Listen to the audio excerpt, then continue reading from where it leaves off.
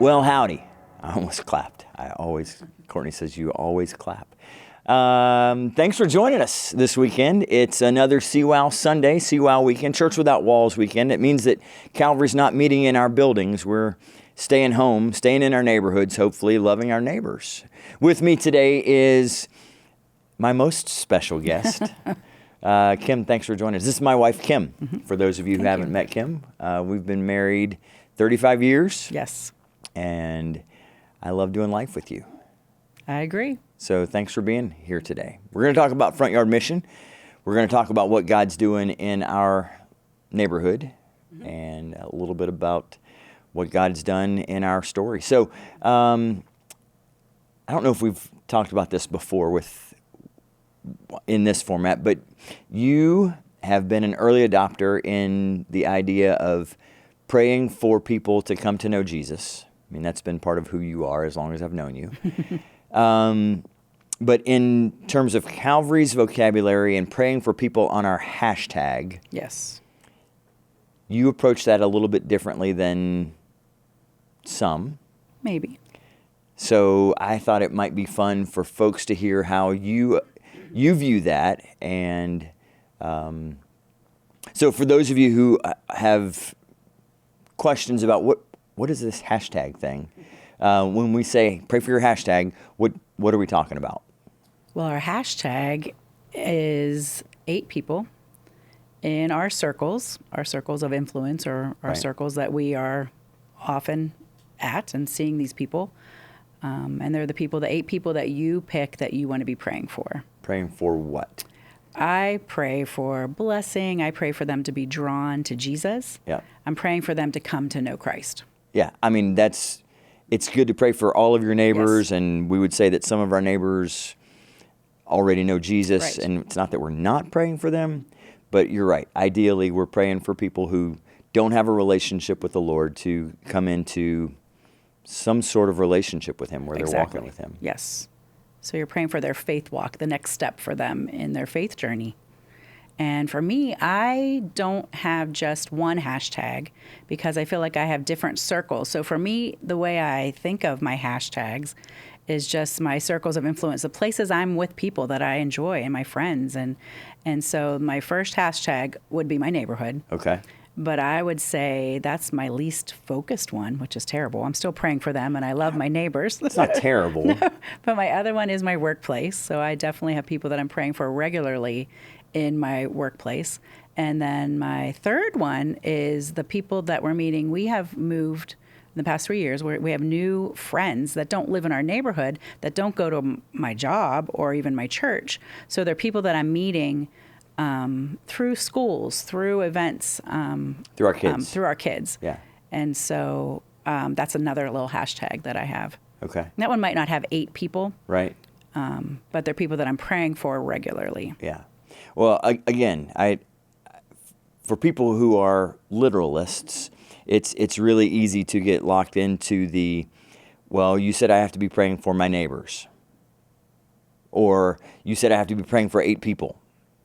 And I don't want to be that rigid. I think it helps me to have a structure, to have we have literal cards that we've printed that have the hashtag or it looks like a tic-tac-toe board, that kind of printed on the card, and I can write our name in the middle and the 8 neighbors that I'm praying for, but it doesn't have to be that literal. It doesn't have to be that structured.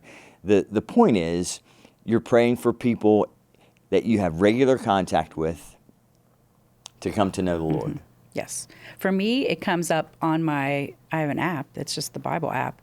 So the interactive prayer. And so I just list my hashtag. And so it rotates through naturally. That's part of YouVersion? Yes. Okay. And so I just pray for them. So I just put it's called hashtag prayer. Like I label it and put it in there. So it's editable? Yes, it's editable for sure. Okay. And it rotates. I don't pray for my hashtag every single day, but I probably pray for them 2 to 3 times a week. Okay.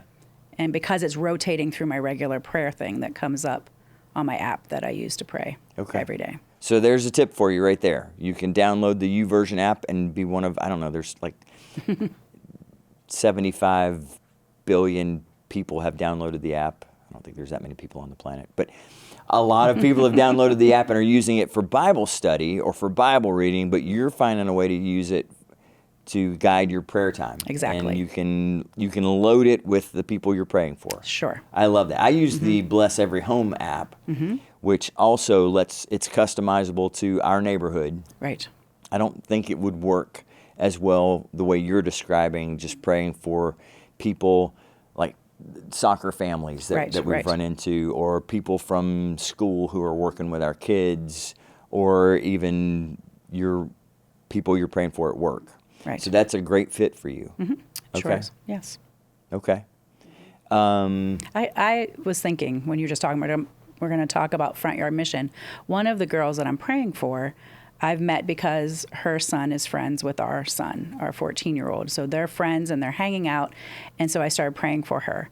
And what's really cool, she and I cross paths periodically. It's getting more and more. The older the boys get and the more involved, and their friendship is more fun and doing things. But what was cool as I started praying for her, all of a sudden one of my friends, she was a mom from Calvary Kid Care, worked with her. Yeah. And so we were talking. I'm like, you know this girl? She's like, yes. So we both started praying for her. Yep. And then not too long after, a girl in our life group, we were talking about where they lived. And she lives on the same street as the girl that I'm praying for. And so I was like, wow. So I could recruit other people to add her to their hashtag or just add her to the people they're praying for. Yeah. And so I know that boosted it a little bit. And it was fun to talk to these girls. And I'd be like, are you praying for this person? Or how's your front yard, neighborhood prayer going and that kind of thing. Yeah. So that was kind of cool. And what's nice, this girl and I, our relationship has grown. And so I think when we think about our hashtag and people we're praying for, and sometimes we were laughing about this just recently. People are like, oh, Front Yard Mission, we're going to talk about that again. But guess what? The reason we talk about it, the reason we do it is because it works. Yeah. But it's not like an instant thing. Right. So you could be praying for somebody for months, for weeks, for years, but you start to see things start to happen. And so right now, my Front Yard Mission girl that we were just talking about just was texting. We were texting back and forth. She was sending me pictures. And then she's like, hey, we need to go for a walk. She goes, I want to chat about some things. And so I'm like, boom, doors wide open. Yeah. So of course I'm going to go for a walk. And so I'm just excited to see how God progresses it. And it might not be quick, but it's steady, and he's working in the prayer time, in the prayers that you're sending up for your friends. So two thoughts that I had as you were sharing that. Number one, the way we talk about Front Yard Mission, the way we talk about all of this is tricky, because it's easy to slip into thinking and even using words that would make it sound like, oh, that's my project. So how do you avoid that kind of trap? How do you avoid thinking the people that you're praying for are the project that you're working on? I don't think of it like that until you put me in front of the camera in the chair and say, we're going to talk about Front Yard Mission. I'm like, ugh, I don't want to do that, because what if, someone hears that? Because I don't think of them that way. They're my friends. They're people. They're my employees. They're people I care about. Yeah. And so they're people you're praying for because you want them to come to know Jesus. Yeah. Well, and I think when we can hold that in mind, it's who are the people in my circles, and a lot of those, sometimes those circles overlap, but who are the people that I want to see God move in their lives? Like, it would be ridiculous for me to say, I know the author of your story. You don't really know him, but I'm not going to do anything to try to help you come to know the one who can give your life purpose, bring peace, bring healing, bring restoration, bring life to you. That would be dumb. But I don't want us to think about the people on our list, on our prayer list, as projects. Right. I think when we can think about them as, these are the people I love. Yes. These are the people God has brought into my life so that they might get to know him through me. And that was the other thing, is the kind of the follow-up steps. What do I do after I'm praying for my friend Dave? Right. What do I do when Dave texts me and says, hey, can we get together for a cup of coffee? Well, now what do I do? You go get a cup of coffee and you just be you and you just talk and you share. And I already know my person that we're talking about knows about that I have a faith in Jesus. She knows that. And so it's not uncomfortable for me to say, well, here's how I believe. Right. And she listens and she hears it. Yeah. And it's been good that way. That's what I was hoping you would say. We didn't practice that. But you bring you to the conversation. And the person is drawn to you as much, like if they're saying, hey, let's go for coffee, they want to hang out with you too. And then Jesus in you is there. So and God's been opening their heart and the Holy Spirit's been tugging them. Yeah. So it's kind of a cool, God's a great orchestrator, and he brings those people and weaves them into your life because they're ready to hear something. Yeah. And it's not an accident that we're where we are, doing what we're doing life with the people that God crosses our paths with. Yeah. It's good. It is. And we want to keep looking for those opportunities to join God where he's at work. Let me tell you a little story. I haven't told you this yet. I'm excited. So the first Sunday of every month at Calvary, Penns Valley, we do Pizza Sunday, at least while the weather is nice. And the weather was really nice Sunday. So we were standing outside. Pizza had been baked in the Uni pizza ovens, and it was all sliced, and everybody was having a good time sitting around. One of the guys, it was his first time coming to church with us, coming to worship with us, but I've been having conversations with this guy at the Mallard for a long time. What's the Mallard? Oh, okay. It's the local coffee shop. Yeah. He showed up Sunday and had dropped a load of laundry off at the laundromat around the corner. Oh, that's funny. It is kind of funny. While we were doing the pizza part, he said, hey, I'll be right back. I'm going to go switch my laundry. I was like, okay. Did he come to church? He did. Okay. Yeah, he was there for worship. Okay, gotcha. We had a baptism in the creek behind the church. That's another story for another day. So anyway, my buddy walked and did his laundry, and he came back, and we were still eating pizza, and he said, I walked around the corner and I thought, oh my gosh, there's a skunk downtown. Took a few more steps and realized, oh, it's not a skunk. It's people smoking weed at the laundromat. And I don't know him really well, so I was kind of waiting to see how's he going to, I have no idea what he's going to say. Right. He said, so would it be okay if I took a whole couple of plates of pizza over to the laundromat to feed those people, because pretty sure that's what Jesus would do. That's awesome. And I said, dude, absolutely. That is brilliant. Yeah, that's awesome. So part of our front yard mission is being strategic. And it's prayer walking our neighborhood, and it's planning events, and it's inviting people. It's looking for, but part of it is opportunistic. And it's looking for that moment when God drops somebody in your path that you can bless, that you can love, that you can encourage, and that's awesome. I don't know if anybody else was thinking, we should probably take pizza over to the laundromat just in case there's somebody over there. But because cool. God had that guy in our space this weekend, it worked. That's cool.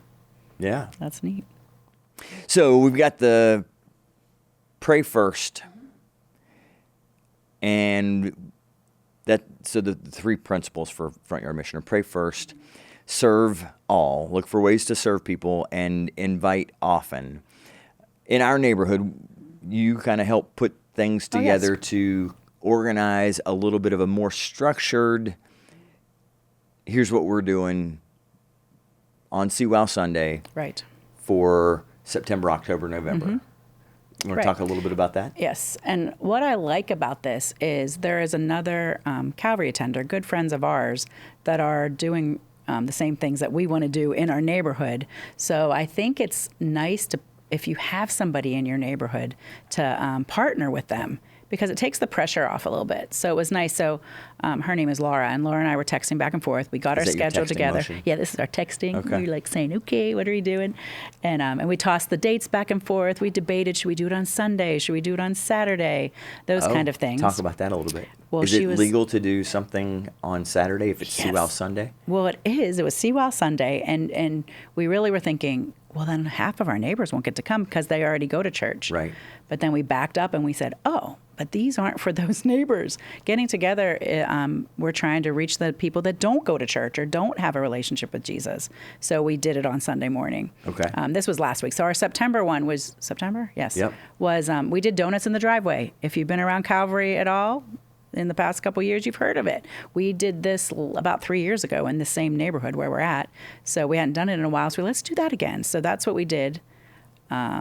And it's fun. We did it in her driveway, not our driveway. Right. And her husband deep fries. They make donuts and they make the dough. Make the donuts. They make the dough, yes. So we have kits that will help people pull off donuts Yes. in the driveway. And sometimes we put like a gift card to Dunkin' Donuts Oh, that's a good in idea. those kits Yes. for people who are not quite as...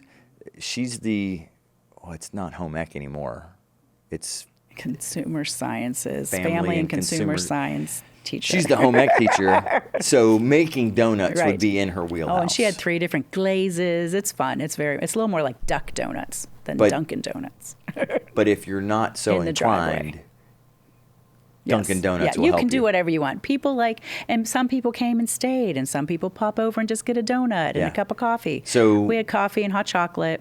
Her daughter created some flyers Right. that had a September event, October event, November Right. event, and we told people it's a drop in. You don't have to stay the whole time. You're welcome to just come and grab a donut. Yes.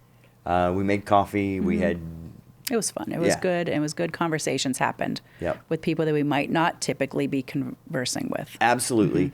And here's another tip for you. There are a few people at Calvary, Penns Valley. I'm the gathering pastor there, who had not done anything in terms of Front Yard Mission or CWOW Sunday, but they wanted to see how it worked. So I invited them to come hang out with us on Sunday morning to just catch a glimpse of, oh, this is how I could do something in my neighborhood, Right. event-wise, to invite people into our space. For sure. There's something, I think it's a little intimidating to say, you should have people over to your house for dinner, because that's a pretty big commitment. But having a drop in for 2 hours on a Sunday morning and grab a donut and stay as long as you feel comfortable, Yep. people will do that. They did. Yeah. And they did. That's nice. So tell me, real quickly, what are the other two? All right, October is trick-or-treating, is a perfect time for your front yard neighborhood people to be around. Yep. And so the past couple years, we've done a trick-or-treat time just for our neighborhood. We don't do it on CWOW Sunday. It's actually the Saturday before the actual October 31st, the actual In our Halloween community. in our community. Yeah. So that's Saturday, and we send the flyers out. We have a family, or not a family, a neighborhood email that goes out, and so grandparents will bring their grandkids if they don't have kids. So it's good for all ages. Yep. And you can have trick or treat candy out It's daylight. We've definitely gotten to know people through that. through that. And then we also last year actually we decided we wanted to take it a step more vulnerable. What? We actually had a potluck afterwards, and people came, and so it was fun. So not only the kids did all the trick or treating through the neighborhood, and then the families came back to our house, and we had a potluck. Yeah. So it was great. I met neighbors that I hadn't met yet last Right. year for the first time, Yep. and then so we're What are doing we that gonna do again in- this year. So November? And then in November, I've always wanted to do this. So we did it last year, and we call it a turkey bowl. And people are like, what is a turkey bowl? But it's right around Thanksgiving. I think it's CWOW Sunday this Yep. time. And we just do it for 1 hour. And we meet in the Runyons, our favorite neighbor there, Laura. That's my partner neighbor.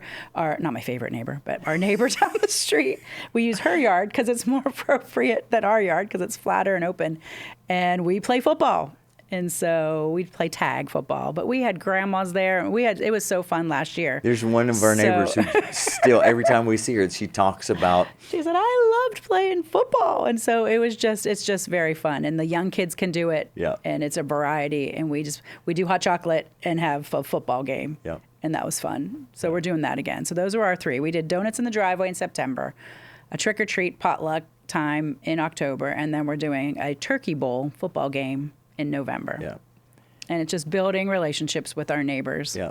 and having fun. And all of it is designed so that we get to build relationships so that they get to know us and we get to know them.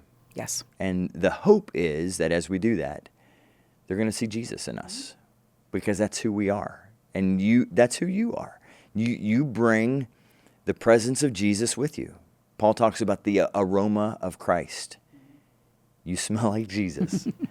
But that's the way this works. It's driven by relationship and by love. Yes. So thanks for sharing what's working for you. And my hope is that as we dive into Front Yard Mission, you'll see what someone else is doing and be able to say, well, I wouldn't do it that way, but that does give me an idea for how I could do it.